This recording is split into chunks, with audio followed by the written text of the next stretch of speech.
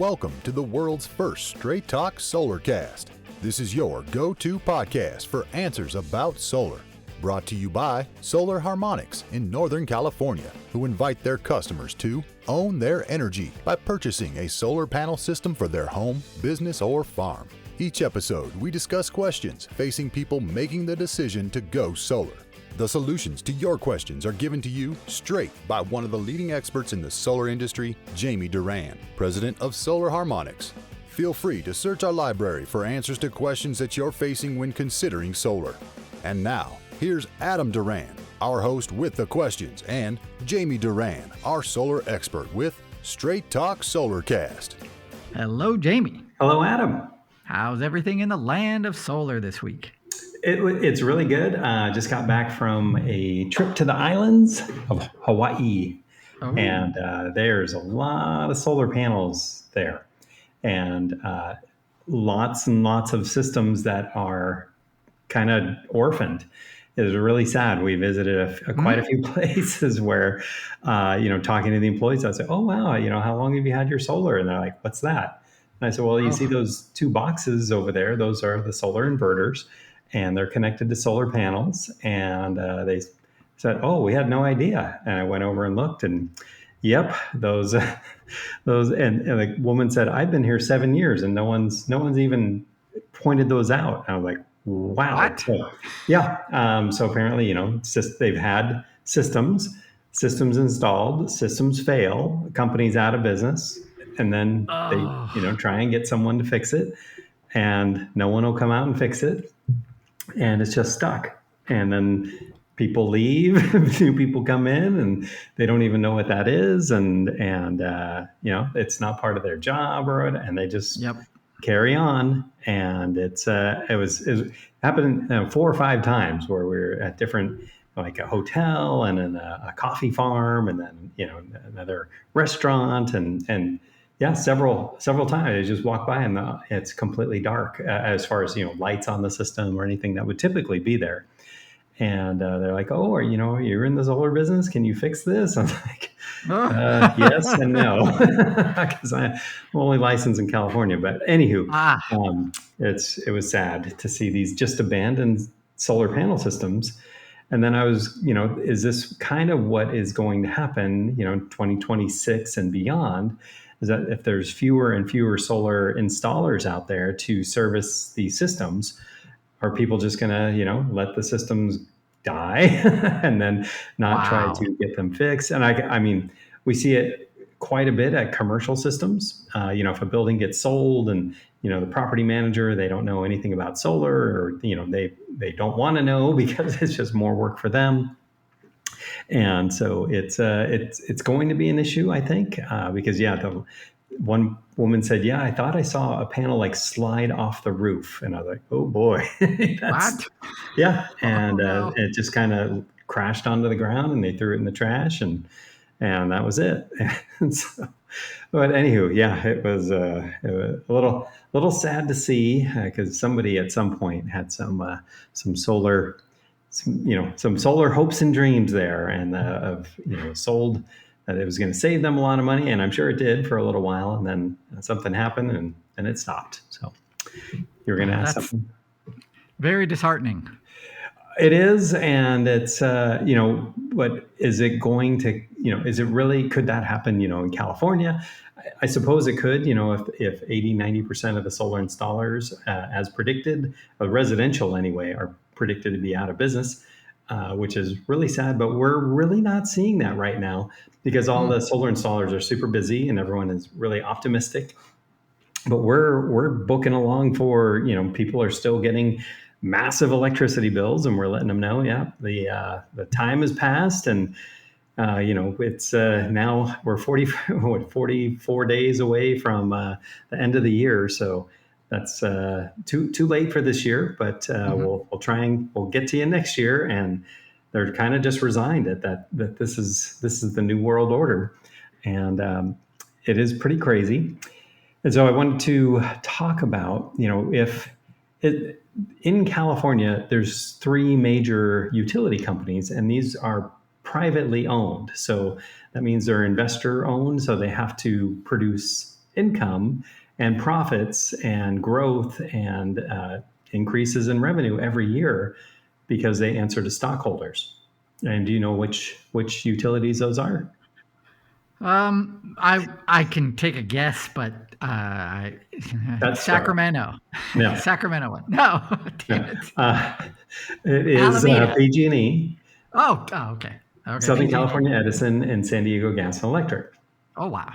Oh, And those. there was a Oh, study that was just put out that, and then if there's carve outs of these that are municipal utilities. So you were talking about Sacramento. Yep, that's a publicly owned one. There's okay. Alameda, there's Silicon Valley, which is part of Santa Clara, and there's quite a few all over the state. And we've talked a little bit about it, but I was kind of, what would it take for a area to just become their own utility? And the reason is that, and this is, I was mentioning the study, the CPUC said that electricity rates, shockingly, go up higher for the privately held utilities more than the municipal owned utilities. Isn't that crazy? Yeah. So, Sacramento Municipal Utility District, or SMUD, not in love with the name or the acronym, but their rates are about 1/3 to 1/2 of what PG&E charges. So, a town like El Dorado Hills is in PG&E territory, has tons of solar, and then Sacramento, like Elk Grove, just a few miles away, has SMUD and not a tremendous amount of solar because the rates are so much lower.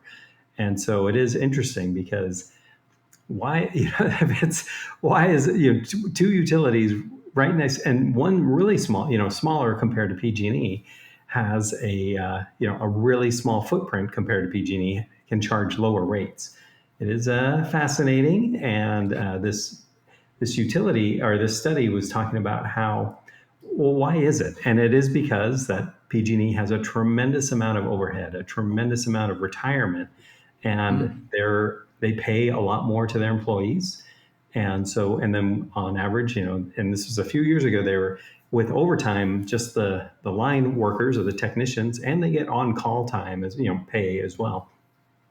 They're over $200,000 a piece, and so that's quite a bit for technicians. And so, but it is highly trained work, and but the same person at SMUD, if they're making $75,000 a year with everything, that's quite a big difference.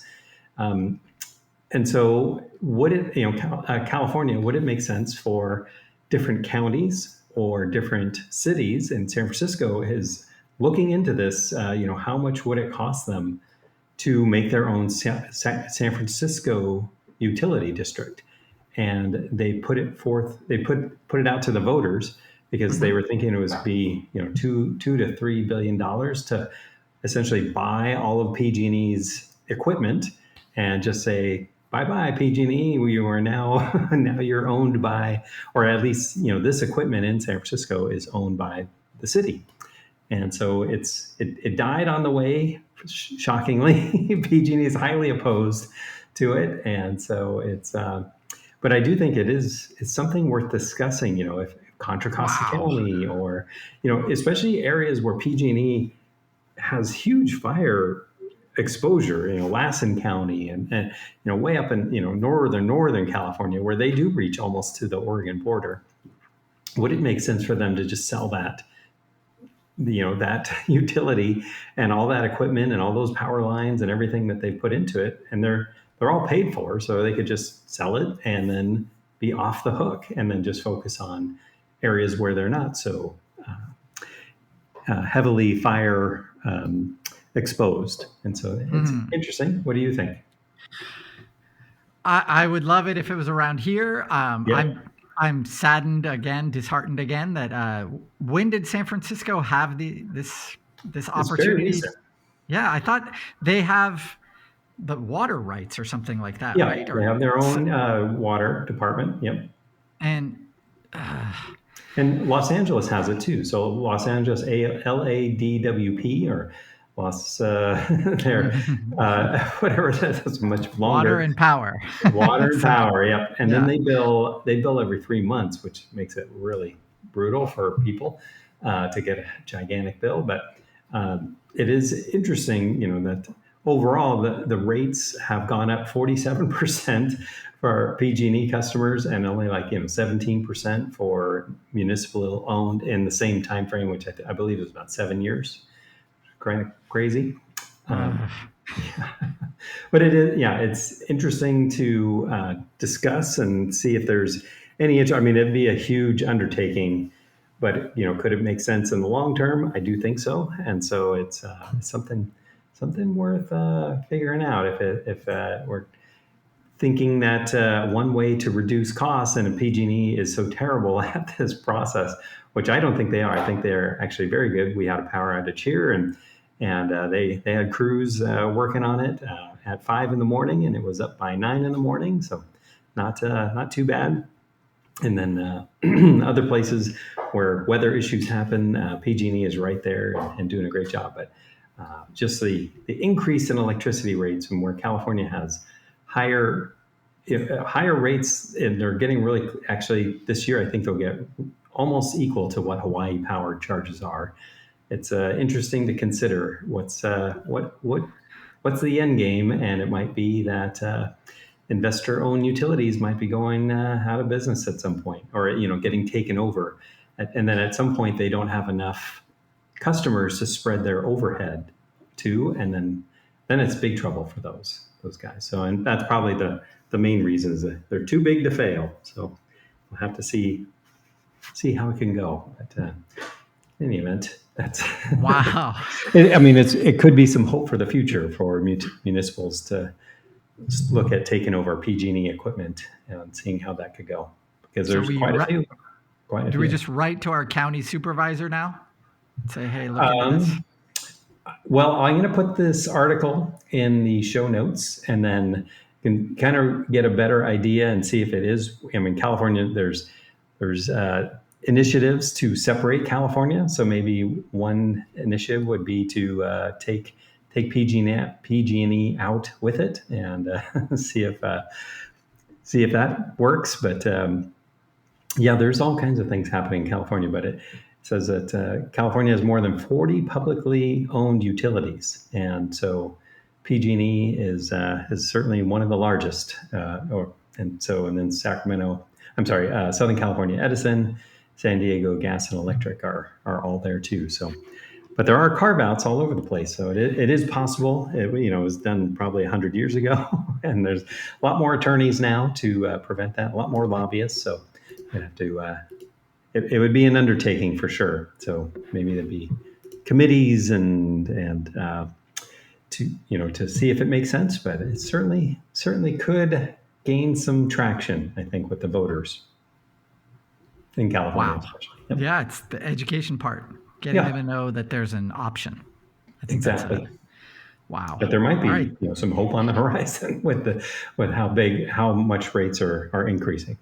But in the land of solar, the higher the rates, the more solar makes sense. And in California, it will continue to make sense even without the 30% tax credit. So, wow. Okay, Jamie, we're going to wrap it up there. We'll wrap it up there. Thank you. Thank you. Thanks for taking a few more minutes out of your week to learn a little bit more about solar. If you'd like to check out a library of our past episodes, it's searchable. You can go to solarharmonics.com, click on the podcast link at the top of the page, and you'll be taken to that library. Excuse me.